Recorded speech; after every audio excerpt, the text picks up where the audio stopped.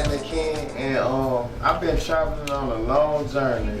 You might don't think it's been that long because I'm young as well as some of the youth, but I really enjoyed most of the things that they said and that they shared. But as far as we saying that we really need to know what's in our household, what's going on with our youth, because like I said before, it started at an infant. The manipulation started as an infant because when a child is small and you know that you fed them, you clothed them, you changed them, it ain't nothing else in the world. After they get they fed and they nurtured and it ain't nothing else in the world, they ain't got it. They just want something else. They manipulate it. They like your warm embrace, just like it feel like the womb. And it feel like when we start young, we come up and we be around a whole lot of different type of environments, as far as neighborhoods, people in the neighborhoods. Okay, this boy up here, he might don't go to school, but he give me $1 every day. This lady up here, she ain't got no job, but she asked me that I want a soda every time I see her standing on that same corner. So as you're a young man or a young lady, you start to look at these people's actions. And then you start to contradict your own actions by seeing through their actions. So as you in the street, and as you know, you may be that child that's in that home that like me, I was a child. I was in a home that basically you got drug dealer, you got two different sides. You got Jamaican side, you got American side. Jamaican side way faster than the American side. They drug game way progressed faster than the American side. It all deals with everything about drug trade, sex trade, anything with a trade. If you a dread, they'll say no man hustle like dread man hustle. But it's like, as me coming up as a young man, I was manipulated. I was manipulated to be manipulating anything that's surrounding me. I didn't have no respect. Like, I wasn't humble. Like, certain things, certain people say, like I've been in prison for a long time for murder. So anything somebody say, it just ain't gonna click right with me just the way it'll do with anybody else. It'll click real. I really think about that situation probably 3 weeks from now. And probably could tell a person, the difference between me, I can tell a person everything about the situation. That's how much it'll really click with me. But through my journey and my humbleness of me knowing who I am from 120 months in prison, it's beautiful. Like I say, I've been on a journey basically drugs, dealing with a lot of, I seen a lady just the other day, she a prostitute. And she could talk to me because I go out there and I go talk to them people. That's where it started. It started from the street. Now, if a person live, breathe, and sleep these streets, it ain't nothing that another person could tell them about these streets. They can't tell me because they ain't been in the same. You know, it could sound good. Okay, we got everybody got a family member that been incarcerated or a family member that's a street hustler, street pharmacist, whatever, you know, whatever they want to call it. But if you ain't never been through what your family member been through, how can you really react to him? How can he go to he'll rather come to me than go to a man in a suit? That's what I told 5 people the other day on the wall. All of them was crackheads, prostitutes, pimps, drug heads, and all that. I told them, I say, people they judge you on how you look, but what's the knowledge inside of that body? What that person, what's the journey he done been on? This man got tattoos in his face, all over his face. Come on now. And it don't mean anything. This man's body, 99% of his body to his feet is covered with pain and hurt that he used to put ink on his body. Just because he ain't never thought they were gonna forget. He just try to move past it. Try to find something else to do to take the place of the drugs or everybody knowing you for one thing, and they keep judging you off of it. It's just like I say, I don't want to be around a person that I used to hang with because every time I see that person, he gonna keep bringing up my past. Man, you remember that boy tried to shoot you, you ran through, you did this, you did that. I don't want to be around him because he gonna keep living in the past. So if I'm going on a different walk and I'm living a different life, everybody ain't gonna see it. I don't care how saved, feel with it, how pray, how much they jump up and down. You know, it's a whole lot of Holy Ghost. They just feel it amongst, you know, and you can just look at the people like. That part. Carrying on. See, the world I ain't gonna see them, but that man upstairs, he know everything. So when it really boils down, I've been through a lot of things. I've seen a lot of things as far as prison. I'm talking about more. Sex trade don't start. It just don't end out here. Come on now. The sex trade in prison. Tell us. I know. Sex, it's money. Every day, just like the drug game. The day I go to prison and say, okay, I'm gonna leave all them my houses and I'm not gonna take care of them. You got family members that's taking care of their family from prison, using the guards to help them. Y'all hear what I say? You got people taking care of their family from prison, using the guard, paying their bills to help them. And they look over us. It's like swap out. Just like everything is a statistic.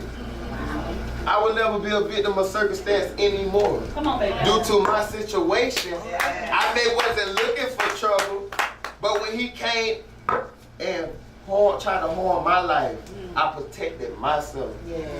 And that's the difference why I'm out here today and he ain't here today. I don't justify nothing that I did, but I thank God that he was with me that day. Hallelujah.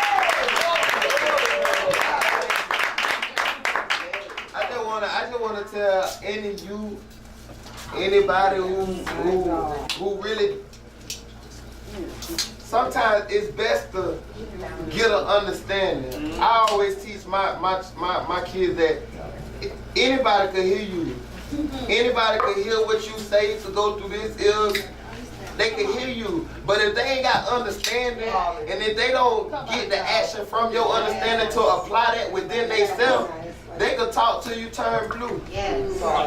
A person like me, I done seen it all, I done heard it all, and I'm young. And I respect that I'm young. But God used the young as well as he used the old. He's taking the young as well as he's taking the old. He don't pick and choose, and he don't see no favor. Nobody is higher than the next person. And some people get misconceived with it. They get misconceived with it, and it hurt me so much. Sometimes instead of me being that young man, they say when I was a boy I did childish things. When I came to become a man, I put my childish things aside. So that little boy that I was, that's so quick to snap.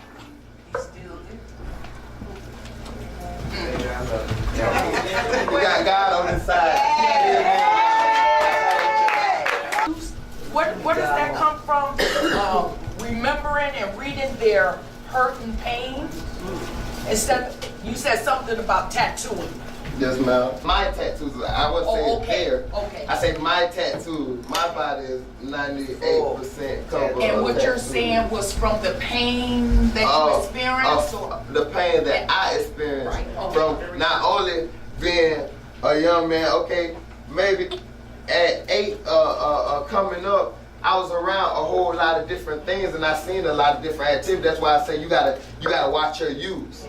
Because man, we sit there, I used to love their car. They used to just come get me just to sit in their Benzes, and they could have so much money in the front seat of this Benz. And I mean, I ain't no stranger. I was smoking at 8. I'm talking about I could roll it. Now that's where you really gotta watch them. Cause they go around the wrong cousin, they go to the apartment, they gonna be on the backside. Once them cousins throw them roaches, now my cousin know a real deal kingpin, so they ain't throwing little joints like this here. So we've been took around the corner and made 6 joints. Me being the person that I was because I learned from them. I sell 3 of them joints to one of the older smokers. That's what we call buddies, is crackheads. And I get their money, and I have me 2 left over. Wow. But all that at 8. Now it's a little bit more to this story, but certain things ain't meant to be said. That's right. But with all due respect, it's like the tattoos. I still remember like it was yesterday. I was sitting on my bed. Now, when I was in prison, I was ahead of 3 games. You got some people that's ahead of 1 game. I was smart. I wanted my work. I was one of them ones. See, I ain't talking about nobody that I done seen do this, do this.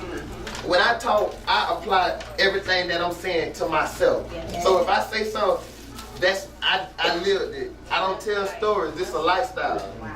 This is something that I lived through. It's a journey that I traveled on this road. And no matter how crooked it was or how close, I'm talking about, man, I used to look out a window like this big, man, and I even had to turn my head like this. I used to get a crook. And it's like every time something walked down this hallway, you got a person with a truck. You might got 20, 30 rooms on this one door, but you got a person with a toothpaste thing and some screen made out of some sheet like this, that he could take this one toothpaste thing and they call it a truck and slide it all the way down the hall. They call it fishing. Wow. And if a person want a cigarette from way up the hall, he gonna come in, probably 5 bags of coffee, something down the hallway, and it take, but as long as it take dedication. For a person to sit there for hours and take loosen thread off of a thing and make something that it will slide. And so you got some people on top, till could fish to the bottom tip. And as I'm saying it now, I was a hateful person. This is not the person. I'm saying I would not be in front of y'all right now because what I had in my mind state is that they didn't get nowhere on for being pushed over. Yes. You got little youths, little girls going to school, they getting bullied so much to the point where they'll bring a taser or a switchblade or a ray. You never know who you deal with. Some people still keep razors in their mouth on them. Wow. I always cry. But it's life, and some youths and we should try to help, encourage. Amen. Don't just because we got a pass, tear us down, cut us short before we even get in the door. Wow. You cutting our success. So what you think they're doing to your blessing? Wow. And versus a wise man said, when praises go up, blessings come down. Yes. If you ain't got nothing but, I ain't never seen hell go up. If you got nothing but hell, then you. Yes. Come on. Wow. Come on. Wow. You gonna ride, just because your day is hell, you gonna make the next person and the next person and the next person. My God. They say miserable little company. Come on now. Yes. But with all due respect, it's an honor to be here. I've been blessed to be here on my journey, on my road.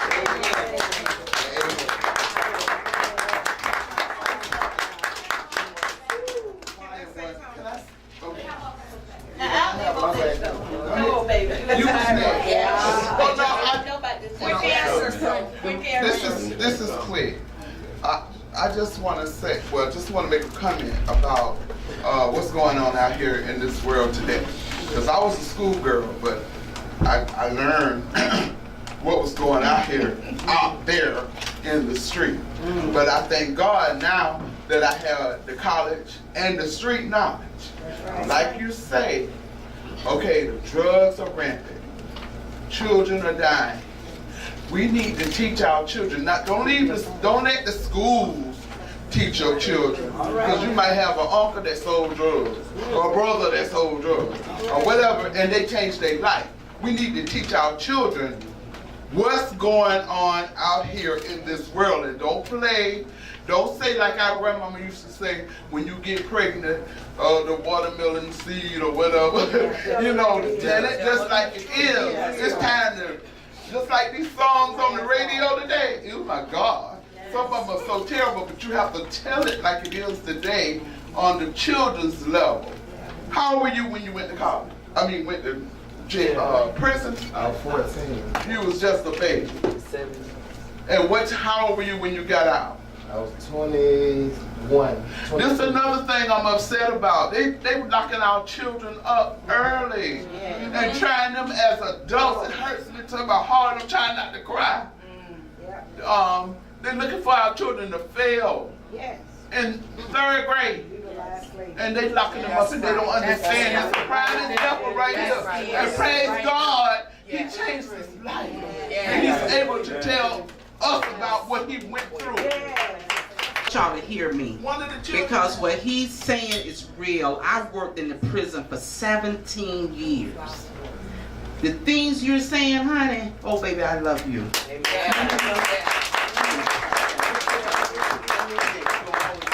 Those tattoos are their stories. Okay, so when you see people with tattoos, don't look down on them. That's the only way they can tell their story, because they don't know how to get it out. So they use ink, some of them use erasers, you know, which I think we done stopped using those now. You can't use erasers in the prison systems anymore. Yeah, and the pens with the little spirals and stuff, they were using all those things to use as ways to point their tattoos, to paint their tattoos on their body. But the answer that to your question, that's their story. Now another thing, brother, let me tell you something. You are not alone. Baby, I've been on my own since I was 14 years old. I feel where you coming from. See, you didn't know when you was talking about, I want to talk to you. We had to do it a different way. Now we get ready to go there. I was with you. You understand me? I've been through hell and back. Do you feel me? You wasn't by yourself. I had 10 siblings, but I'm the baby. But they did not want me. They degraded me, my own. See, but one thing I kept with me, and that is, I am who I am, and nobody will take that from me. I'm with you. So, your lesson, I understand. Your challenges, I understand. See, you may be a young black man, but I'm a black woman. And we walked in the same shoes. And baby, we will never be defeated. You understand me? That's who we are. So when they see us coming, they gonna get out our way. Because they know we not the force to be reckoned with. Because we've been there. We done been places they ain't never been. They don't understand our story because they never walked in them. Y'all don't understand at the age of 14 you had to eat out of a trash can. I still was determined to go to school. But I had to steal clothes off of people's clothesline. See? Okay? Wherever we can find food, we had to grab it. I can relate to you, baby. Don't mean to take over this, but I have to say this. Don't judge the book by the cover, because you don't know our story. You may look good. Yeah, I'm getting fired up now. You may look good, you may be able to put makeup on your face and put on all these special clothes, but deep down inside, we still carry pain. And we didn't have nobody to turn to. We had to fight. Did we, baby? See, people talking about, oh, they don't understand. No. You don't understand because you never been there. You never been there. The pain, the suffering, reaching out to people that's turning their back on you. And then when they got what they want, they look down on you. See, understand, you all have been through something. Stop being in denial of where you've been. Stop looking down on people that you don't even know. See, now you want to hear me speak? Here it is. I don't play when it comes to the emotions of another person. See, because we all got something that we want to let out and we don't know how. See, stop being in denial about who you are and where you've been. Everybody got a story. This man got a story. This woman got a story. But see, we hold it in. And then we start degrading everybody else because of our own fault. See, you got to let it go and grow up. If you say you grown, be grown. Accept who you are and where you been and love everybody. I'm going to stop because I know that's not what I came for, but he just touched me and I had to let him know he got a sister right in the room with me. Baby, I got you.